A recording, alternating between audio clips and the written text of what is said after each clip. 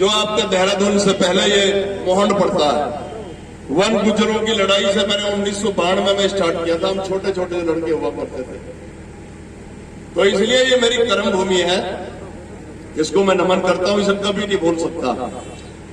तो मैं कहना ये चाह रहा हूं कि एक तरफ हमारी आन बान और शान के प्रतीक इतिहासों की किताबों में पढ़ाए जाने वाले गुजर प्रतिहार सम्राट मिहिर भोज जी की दादरी में 22 सितंबर को प्रतिमा के ऊपर काली पोतने का काम किया जाता है हमारे मुख्यमंत्री जी की मौजूदगी में, जिसमें हमारे अपने भी लोग शामिल थे। और दूसरी तरफ उसके थोड़े दिन बाद ही हमारी बिरादरी को एक तोहफा मिलता है, विधान परिषद।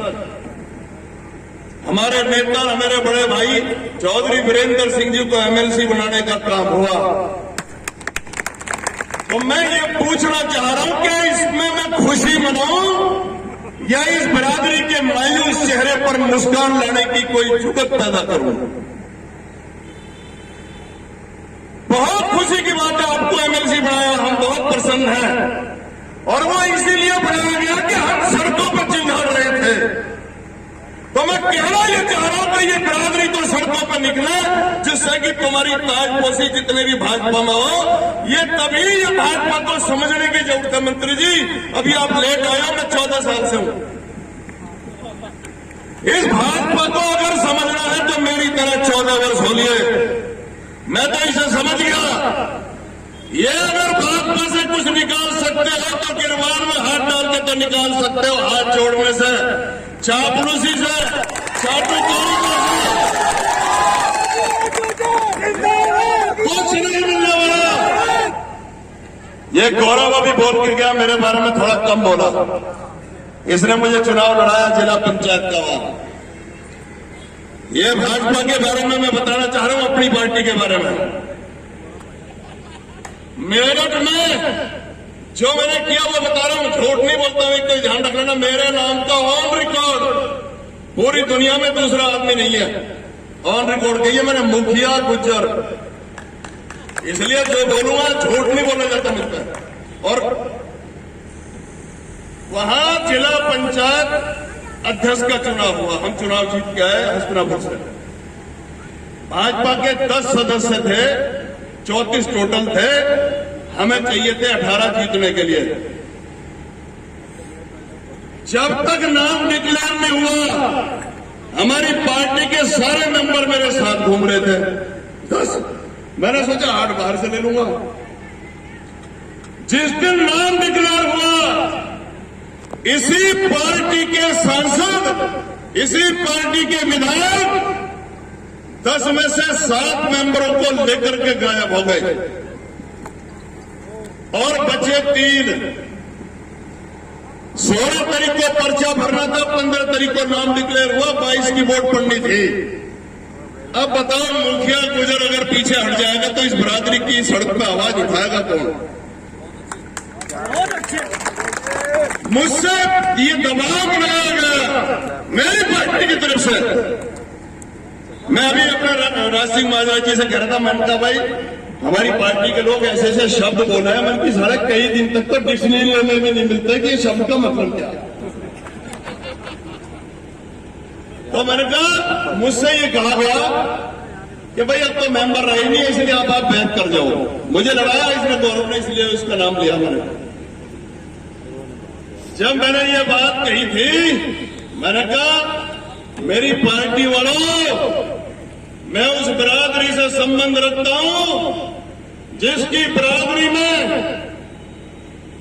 836 से लेकर 885 ईस्वी तक 50 वर्षों तक जिसने अखंड भारत में शासन किया हो, मैं उस प्रतिहार मिहिर भोज का बेटा हूं। मुखिया गुजर बैक नहीं होगा तो फिर कैसे जीतोगे? मन की वही तो युक्ति में बहुत बढ़िया जानू। मैंने उसी दिन 200 लड़कों की फौज तैयार करी और जहां जहां ये तुम्हारे मेंबर जहां जहां छुपा रखे थे, हमारे हमारी पार्टी वालों ने सबके घरों पर जा जाकर उन्हें ठोका और वहां से वोट उठा करके लाया।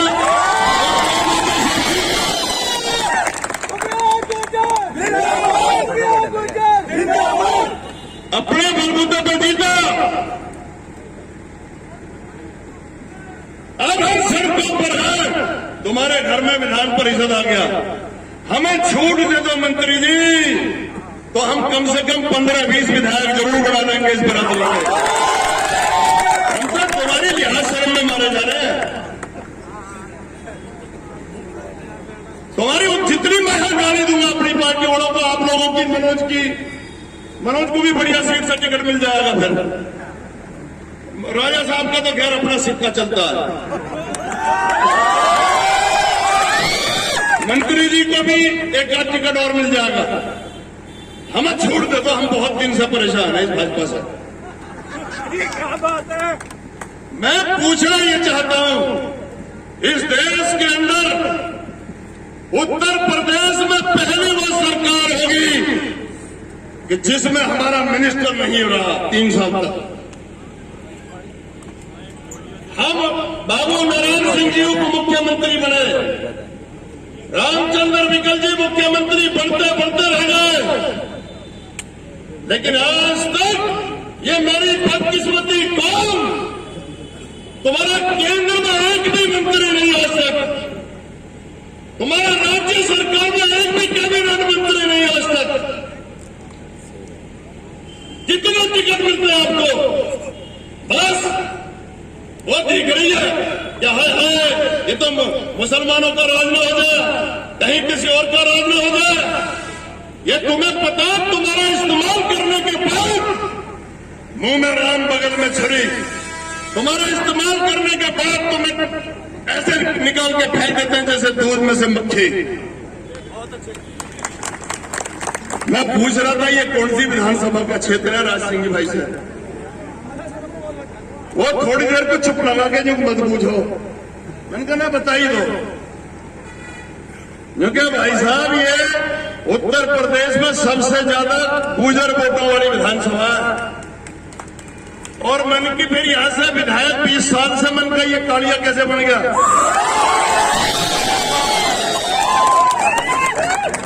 कहने लगे जी भाई ये तुम ही पूछ लेना। मैंने कहा, मैंने जब से पढ़ा, मैं शुरू से ही यहाँ इस क्षेत्र की राजनीति संघर्ष शुरू किया था, मैंने कहा ये तो गुर्जर राजधानी है, यहाँ जिला पंचायत अध्यक्ष तुम्हारा क्यों नहीं है? कहने लगे जहां बैठे हो ये वार्ड नंबर 17 है और गुर्जर बहुल है, क्योंकि यहाँ मेंबर तक भी नहीं है हमारा। तो ये तुम्हारे लिए डूब मरने की और शर्म की बात है। जब मैंने दिल्ली से चढ़ाई करके मेरठ में तुम्हारा शहर बढ़ा दी, तो तुम अपने घर के घर में क्यों मर रहे हो? मैं इस बात की आपको बधाई देना चाहता हूं। मैं पार्टी में हूं और मंत्री जी में का मन करे तो निकाल दो पार्टी से, ठोकर पर रखता हूं पार्टी को समाज के नाम पर। लेकिन मेरी बिरादरी के मुंह पे जो काली पोती गई है, इसका या तो इसकी माफी मंगवा दो, आप मुख्यमंत्री जी के बराबर में बैठते हो, वरना आदरणीय मंत्री जी हमारे गांव में किसी में वोट मांगने के लिए आ मत जाना किसी के लिए। ये धीरे धीरे क्या बजा रहे हो, या तो चुप रहो या हाथ उठा के बताओ मैं सही कह रहा हूं। इस बार चाहे तुम्हारा जीते चाहे हार, मुझे वादा करो कि नकुड़ से अपने के साथ रहोगे, चाहे वो कोई भी अलग लफड़ा होगा। शर्म आनी चाहिए। हमारा इलाका, हमारी माटी, हमारी घाटी, और यहां विधायक कोई और बन जा। मैं कई बार वो वीडियो सुनता हूं, अजी बहुत बढ़िया काम कर दिया जी, गुंडागर्दी खत्म होगी जी। कौन सी खत्म होगी? मैंने ऐसी आज तक सरकार नहीं देखी, मेरी सरकार जिसमें किसानों के ऊपर सीधी जीप चला देता हो कोई मंत्री का बेटा, और तुम्हें लग रहा बहुत बड़ी सुरक्षा हो गई। मैं अपनी बात कहना चाह रहा हूं कि मजबूर इरादों को ईमान नहीं बेचूंगा, मजबूर इरादों को ईमान नहीं बेचूंगा, और बेईमान किरारों को तूफान नहीं बेचूंगा। हर हाल में लड़ूंगा अपने समाज की लड़ाई, कभी बेईमान किनारों को तूफान नहीं बेचूंगा।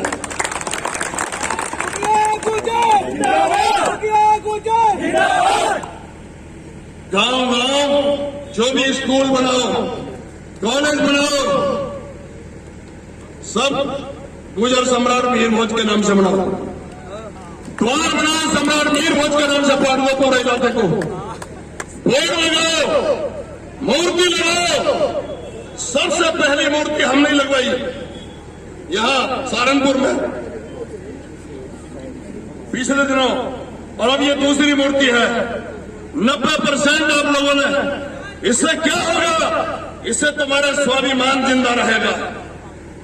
जो भी कोई आएगा वोट मांगने के लिए पहले सम्राट मीर भोज को प्रणाम करेगा, उसके बाद तुम्हारे गांव में घुसेगा। इसलिए अपने आप को एकजुट करो।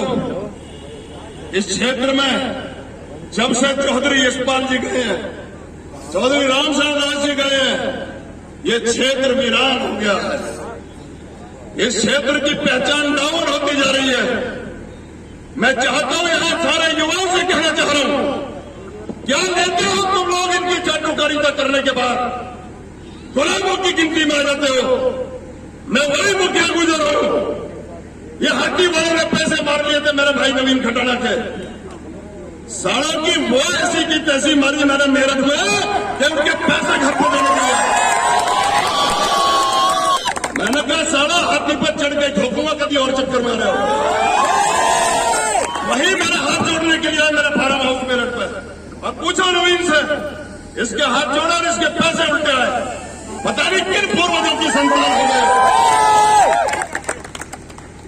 और 1 रुपया के कसम है अगर मेरा गाय के खून को अगर चवन्ने का भी गुनहगार हूं, और ना मैं ये काम करता कभी, और ये कर रहा होता तो मेरी आवाज में ये बुलंद नहीं हो सकती। इसलिए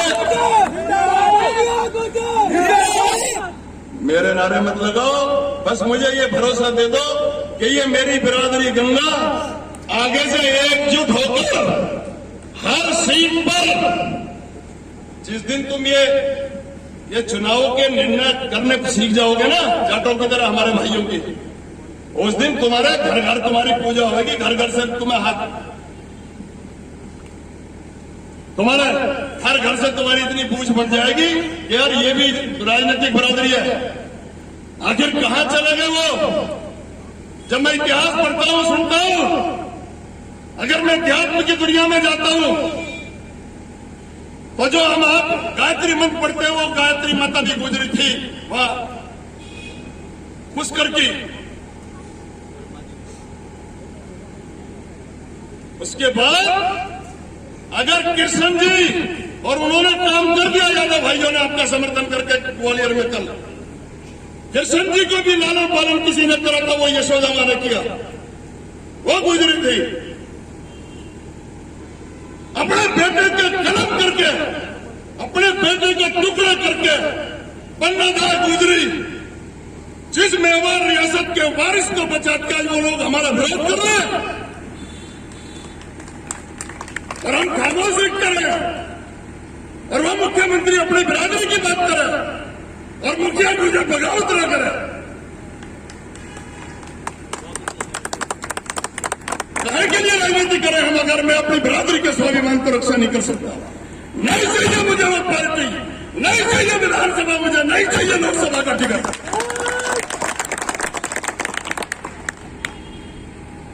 इसलिए आपको मैं कहना चाहता हूं, इस देश की आजादी की क्रांति की जोत जले तो कोतवाल धन सिंह गुर्जर, राजस्थान का नाम राजस्थान रखने वाला राज सत्याग्रह का सूत्रपात करे विजय सिंह पथिक।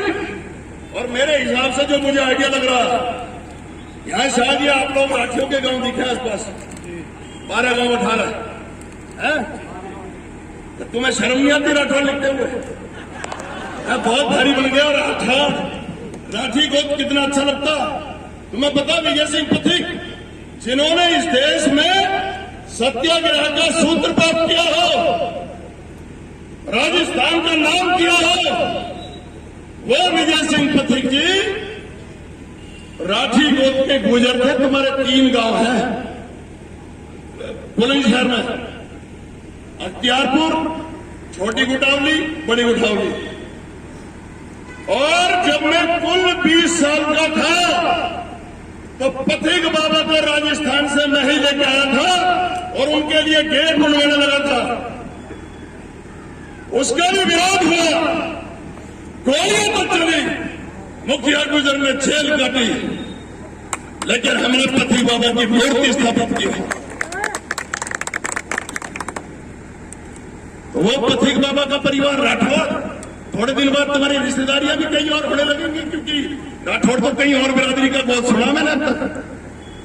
तो राठी लिखोगे आज के बाद, बताओ मुझे राठौर जितने भी खड़े हैं, 2-3 तो हैं राठौड़ी, राठी लिखना और बिरादरी के नाम पे एकजुट हो जाओ।